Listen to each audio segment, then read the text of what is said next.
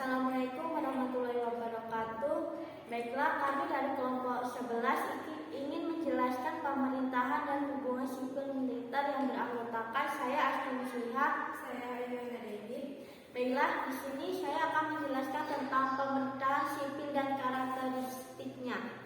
Yang pertama, karakteristik pemerintahan sipil yang menegakkan hukum dan ketertiban atas nama warga negara, berbeda dengan otoritas keagamaan dan otoritas sekuler, bukan pemerintahan yang diurus oleh kekuatan militer. Untuk menjaga pemerintahan sipil perlu dilakukan kontrol sipil yang objektif terhadap militer. Jika militer masih memiliki ruang gerak dalam politik, mereka dalam mengambil alih kekuasaan dari otoritas sipil. Yang kedua, bentuk pemerintahan sipil. Yang pertama, pemerintahan sipil tradisional. Bentuk pemerintahan sipil ini terjadi karena tidak adanya perbedaan antara sipil dan militer. Tanpa perbedaan, maka tidak akan timbul konflik yang serius di antara mereka. Dengan demikian, tidak terjadi campur tangan militer. Yang kedua, pemerintahan sipil liberal. Model pemerintahan liberal didasarkan pada pemisahan para elit berkenan, keahlian dan tanggung jawab masing-masing pemegang jabatan tinggi di dalam pemerintahan. Tapi sejalan model liberal akan menutup kemungkinan militer untuk menekuni arena dan kegiatan politik. Di dalam tindakan dan pelaksanaannya, pemerintah menghargai kedudukan, kepakaran dan netralitas pihak militer.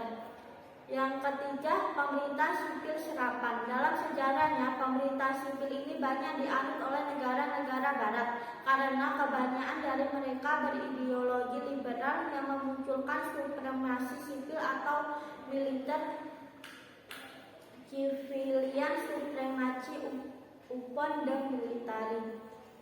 Dalam kata lain, militer adalah subordinat dari pemerintahan sipil yang dipilih secara demokratis melalui pemilihan umum. Itu saja penjelasan dari saya, akan dilanjutkan oleh alumni. Baiklah, saya akan melanjutkan penjelasan dari Asti, yaitu pemerintahan militer dan karakteristiknya. Pengertian pemerintah militer. Pemerintah militer adalah pemerintah yang dijalankan oleh kekuasaan militer, baik yang sah maupun tidak menurut hukum yurisdiksi yang berlaku. Pemerintahan militer adalah pemerintahan yang dijalankan oleh kekuatan militer, baik yang sah maupun tidak menurut hukum. Karakteristik pemerintahan militer.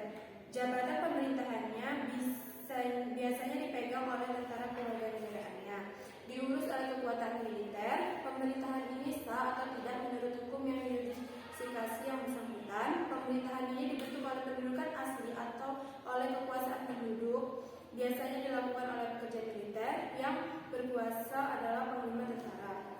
Bentuk pemerintahan militer. Di seluruh kepulauan Indonesia bekas Hindia Belanda itu wilayahnya dibagi menjadi 3 wilayah pemerintah militer. Yang pertama, pemerintahan militer angkatan darat, yaitu tentara ke-25 Tommy Sudan untuk Sumatera. Pemerintah militer pada umumnya adalah setiap pemerintahan yang diurus oleh kekuatan militer. Yang kedua, baik pemerintah sah atau tidak menurut hukum yurisdiksi yang bersangkutan, dan apakah pemerintah ini dibentuk oleh penduduk asli atau oleh kekuasaan penduduknya. Biasanya dilakukan oleh pekerja militer. Hubungan pemerintah sipil dan militer di Indonesia. Hubungan antara pemerintah militer dengan pemerintah sipil di Indonesia diawali dengan munculnya Supersemar pada tanggal 11 Maret 1966. Soekarno dengan ikhlas memberi Jenderal Soeharto wewenang yang dilakukan untuk memulihkan keamanan. Soekarno yang pada saat itu dianggap sebagai presiden seumur hidup kini nyaris saya merupakan lambang, sampai secara resmi digantikan oleh Jenderal Soeharto pada tanggal 27 Maret 1998. Setelah menjadi presiden, Soeharto memandang tugasnya adalah memulihkan tingkat partisipasinya rakyat dalam pemerintahan, menstabilkan negara yang secara politis terpecah belah dan membangun perekonomian yang dibagikan.